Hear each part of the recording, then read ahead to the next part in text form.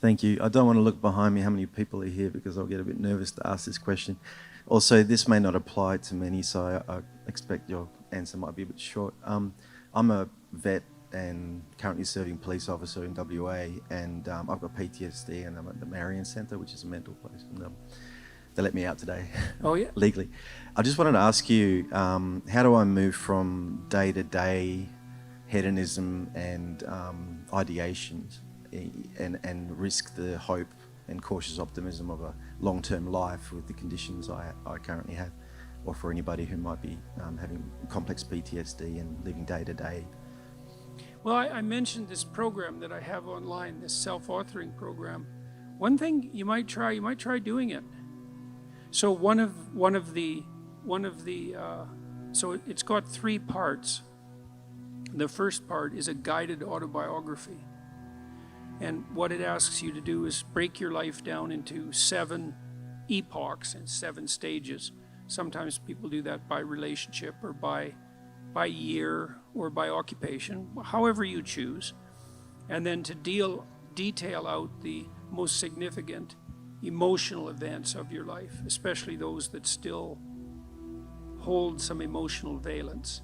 And that would help, because what happens with PTSD in some sense is that the narrative through which you see the world fractures.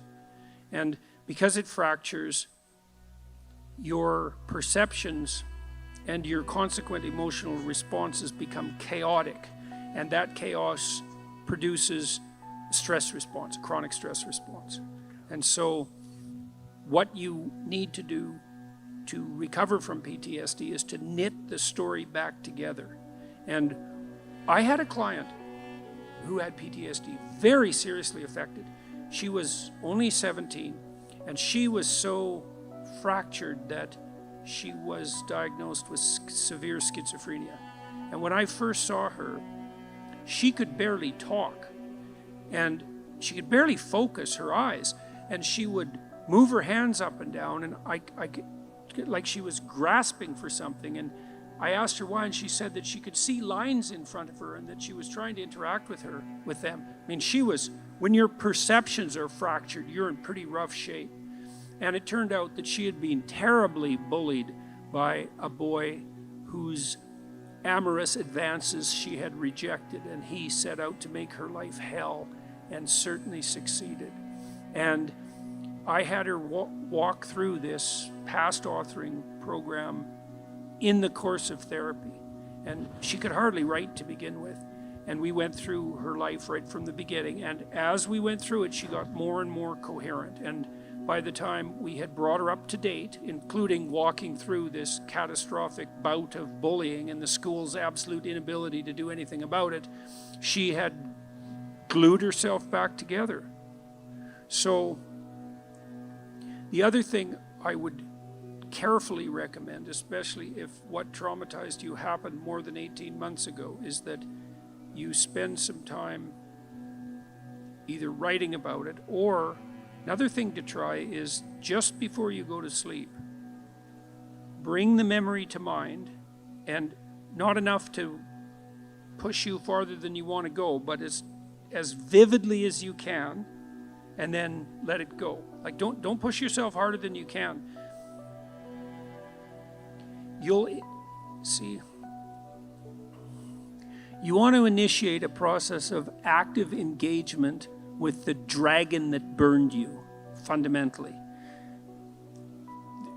The psychophysiological pattern of active engagement is the opposite to the psychophysiological pattern of involuntary stress.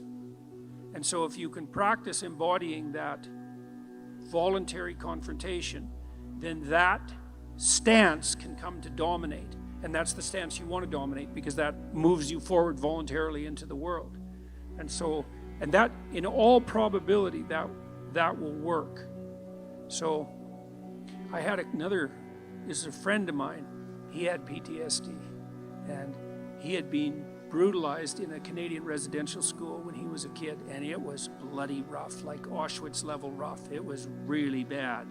You can't listen to his story without it like breaking down, it's bad.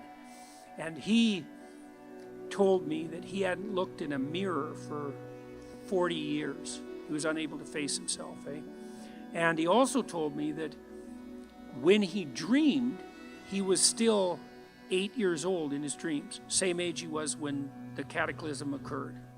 And that he had started to become aware that he was stuck in his dream. He's kind of a visionary guy. He's an artist, this guy. And so I suggested that he spend a little bit of time in front of the mirror each night before he went to bed, just taking a glance at himself. Because he had not looked at himself for so long, he didn't even know how old he was. So what happened in his dreams, this was so cool, he started to age in his dreams. So instead of being stuck at 8, then he was 10, and then he was 12, and eventually, he did this for a number of months, eventually he got as old in his dreams as he was in real life.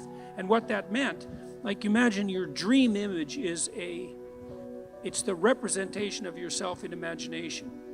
And if it's stuck 50 years in the past, then your self-concept is in some sense hasn't been updated for that period of time.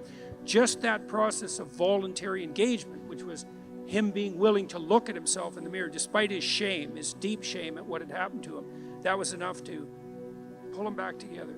So that should work. That should work, The other thing with PTSD, it's also very useful to develop something approximating a sophisticated philosophy of good and evil, because people generally have PTSD because they've been struck by something malevolent. And so it's not just tragedy, there's malevolence in it. Reading, there's a couple of books I'd recommend. One is called Ordinary Men. It's about a police battalion in Germany who was trained to do heinous things in World War II. It's a great book, Ordinary Men. It's a great book. And another one I would recommend is called The Rape of Nanking. And these are rough books, man. The woman who wrote The Rape of Nanking, she committed suicide. It's a rough book. But the utility of the books is that they universalize malevolence. So almost everybody who's traumatized has been either touched by their own malevolence or by witnessing it or being subject to it at the hands of someone else. And one of the consequences of that is that if you don't have an advanced philosophy of good and evil, you have no place to put the contact with malevolence. Part of the utility of the doctrine of original sin was the universalization of malevolence. So, you might say, and it's true, that there's a little bit of Hitler in all of us, and there's a little more than a little bit, you can be sure of that. And that's a pretty cataclysmic realization. And you might say, well, how can you bear that self-understanding or the revelation of that kind of malevolence in the world? And the answer is, in part, by understanding it as part of the eternal conditions of existence. The idea that the state, the sovereign of the state has an evil uncle, that's an idea as old as time. So for the Egyptians, that was Set. And the sun sets, by the way, because the spirit of Set is what devours the sun at night. And Set is the root word for Satan. And so even the ancient Egyptians knew that malevolence that it was worthwhile contemplating the existence of malevolence as an independent spirit. And that allows you to take responsibility in some sense for the existence of malevolence in your own life, but it also universalizes it so that it's not exactly about you, right? It's more a reflection of the structure of existence as such. And that can allow you to detach yourself from it a little bit, and that can be extremely useful too.